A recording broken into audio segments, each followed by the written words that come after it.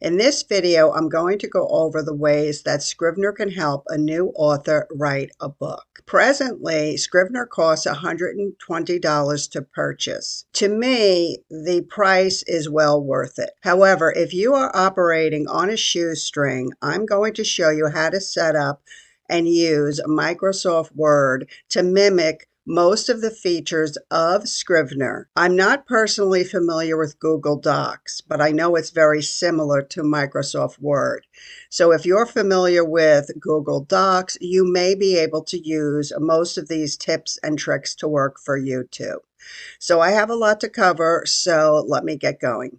Okay, so now I'm live in Scrivener, and this is how the program looks when you open it up. It's all in gray when you first open it up, but I prefer the darker color. But anyway, all of these windows here are expandable and collapsible. So if you just lean on one side, you can make more area if you're in the process of writing, or if you're trying to look and see if you have covered all of your scenes, you can, move this one over so you can see more of the scene title. Now, what I normally do is I break my story into 4 parts. And this helps me, balance the story and track the action and everything else. I'm not going to go into too much detail because this is about using Scrivener. So anyway, what I like about this is when I start out the book, I don't have any chapters. I just write from scene to scene to scene, and each scene gets a different document. And this way, I start off also with a scene outline here so that I can track whose point of view it is, also the time and the location of the story. And the most important is the purpose, because some of the best advice I got as a new author was make sure that every scene you write has a purpose and that it serves the story. Because if it doesn't, you need to get rid of it. That everything has to move the action forward and everything has to serve the story. For example, Nora Roberts can pick a subject and go on and on about whatever she wants. It's not going to cost her one book sale because she has a established readership that will read anything she writes. Same thing with Stephen King. But if you're a new author, you have to stay on point and not get off into a tangent, because remember, a lot of people read now on e-readers, and if you bore them for 5 to 10 pages, they're going to close your book and go to another book that they have loaded on their same e-reader. So it's important that you stay on point, and I find that this program helps me stay on point. So over here is another section, and it opens up to a synopsis. And what I do is after I write the scene, I sum it up with just a few words or a very short declarative statement. And I'll explain later on why it's important to keep it brief. Now down here in the notes section, when I start to write a scene, I come in here with a scene outline. I write the scene outline before I begin to write. So I copy and paste the scene outline into the notes section so that when I'm done writing the scene, I can come back and check to make sure that I have covered all of the details that I wanted to cover in the scene. So that's what goes into this section of the program. And this also is expandable, as you can see, if you need more space here, if a lot more is going on in the chapter. Then the next tab has to do with bookmarks, which I don't use, so I'm going to skip over that one. And this is the other tab that I use here.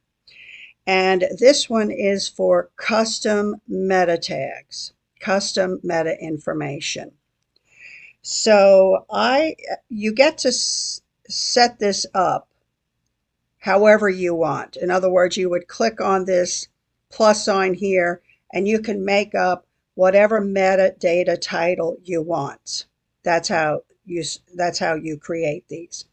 So I always track my story elements, which would be the hook of the story, the inciting incident, the plot twists, things like that. I track relationships because most of my stories have at least a subplot of some romance between two characters.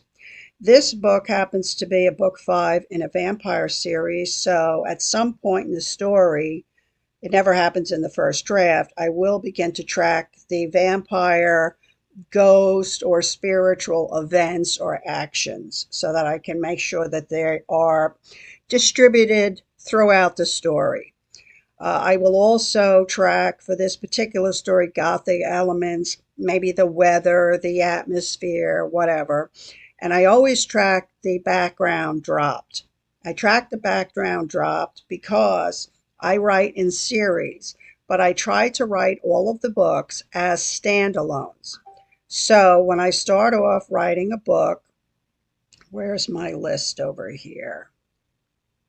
Yeah, here's one. It says backstory needed to understand the plot. So I start off with a list of information about each of the characters that a new reader will need to know in order to understand who these people are, what their relationship is together, and just a general skimming of what has happened in the past. I don't give away too much detail because that would ruin a book if they choose to read the next book. So I always track the background that I do drop into the story. The next thing that you can do in Scrivener is you can create your own keywords. So I'll just show you here, show program keywords. Okay, so in this story, I have keywords for the background, for the couples that are part of the story. There's a witch in this story, so I'm going to be tracking her events and her information. There's a psychic, there's some monks. So all of these people that will have some level of subplot, I want to be able to just track all of the scenes that they are in at some point when I come to finishing the story to make sure that everything about them has been put into the story and nothing is repeated too. That is it's a good way to check to make sure that you're not going over and over the same information. So that's basically all of the elements that I use within Scrivener. Oh, let me show you one more thing. Now, all of this comes into play when you look at the story in the outliner mode. So I'm going to click on my draft here, and I'm going to close the inspector window. And earlier, I have this set up. You can set up outliner options. And what you do is you check the boxes of all of the information from your metadata that you want to appear in this outliner view. So these are the ones that I have chosen.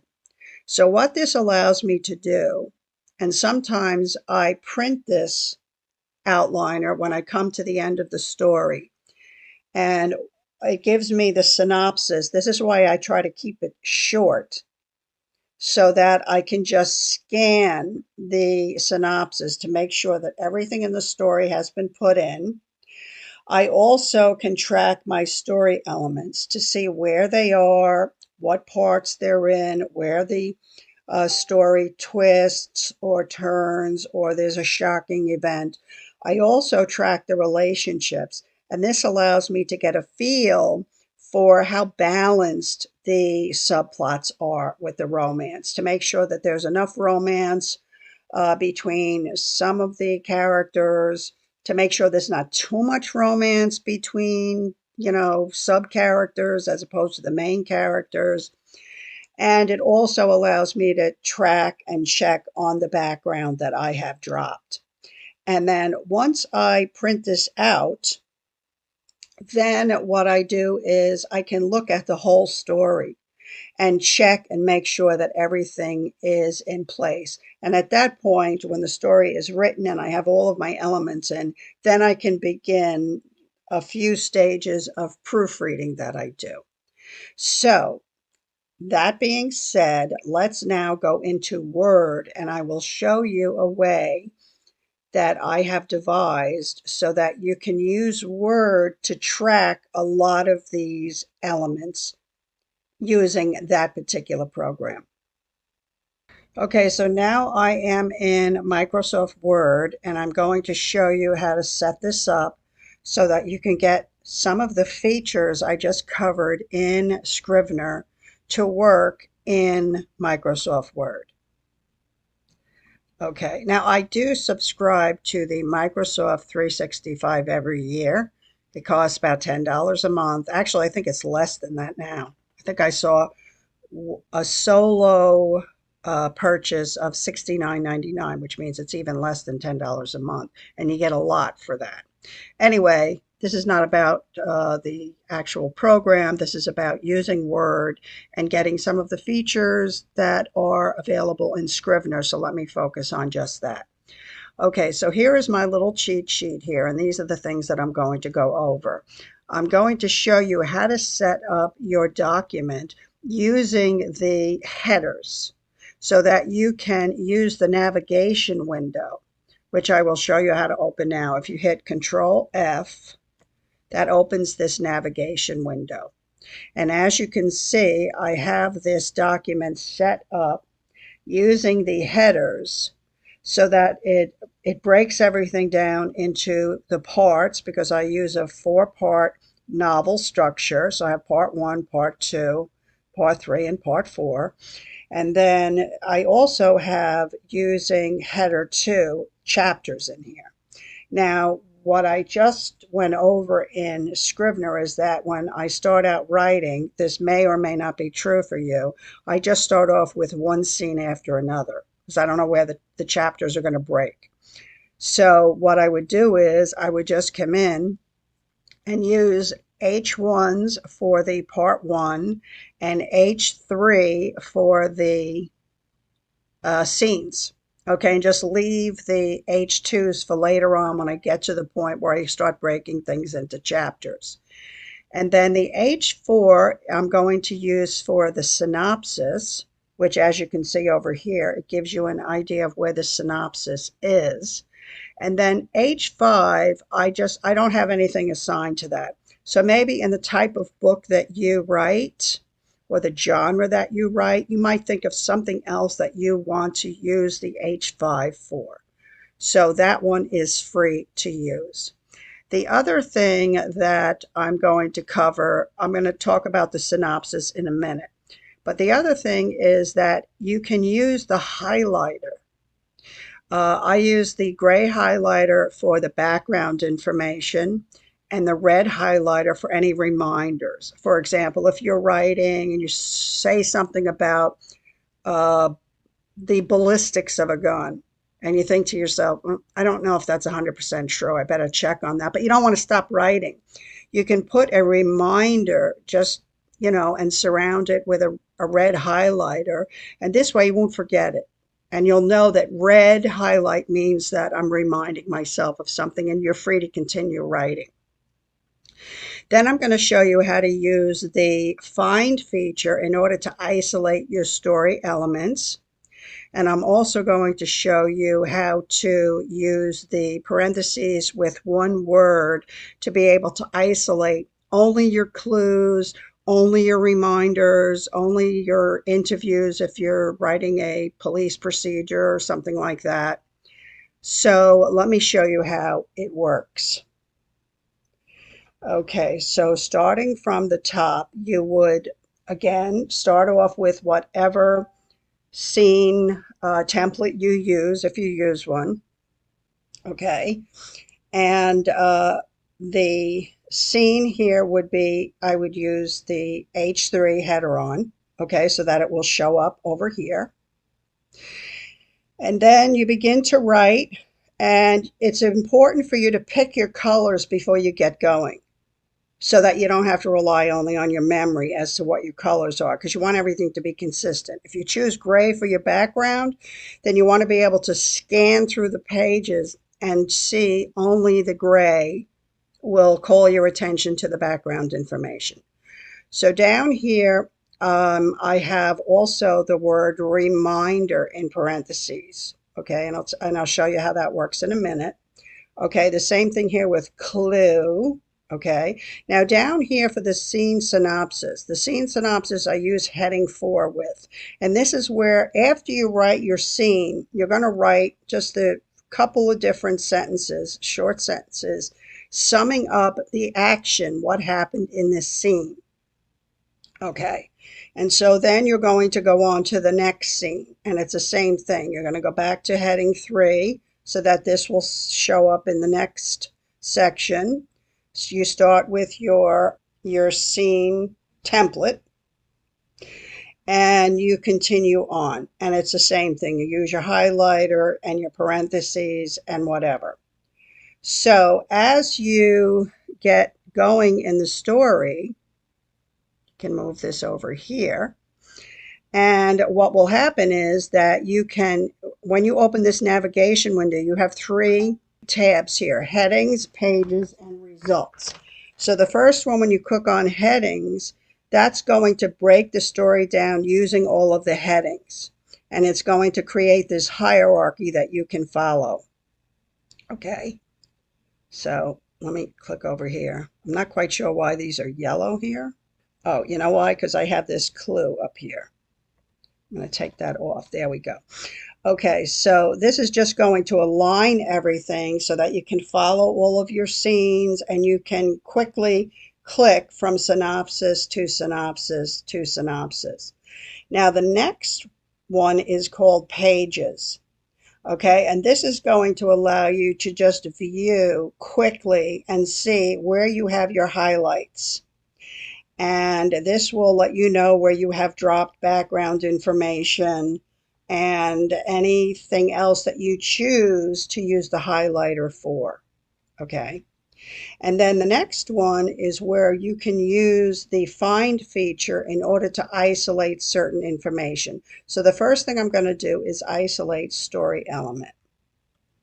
So I'm going to come up here and I'm on the results now, and I'm going to click on story element. And what that's going to do is it's going to go through the whole book, and it's going to bring up all of these story elements so that you can check to make sure, first of all, that they're all there. And second of all, maybe you want to see where they are, in the story, or you want to go and you just want to check them. You can just click on them like that. And it's the same thing if you want to do a certain keyword. Let's see, clue. Okay, and so here we go. I have 2 sections here that I have put clue in parentheses. Now it's important that you put it in parentheses because at some point after you're through your draft and you've gone through it a few different times and your story is now ready to be proofread and formatted, you're going to want to get rid of all this stuff. So it's easy enough to get rid of your highlighting. You just surround it and click no color and the highlight comes off. But clue, because you're using the parentheses, you can you can just delete them. Okay, you can find them all and just delete them. Whereas if you tried to delete the word clue, you might use the word clue in your story, and then you don't want that to happen. So it's important that you put it in parentheses, so this way you're not going to delete anything, and yet you're also not going to leave in any of these guideposts that you are using during the writing of the story. So let me just check my notes here to see if we covered everything.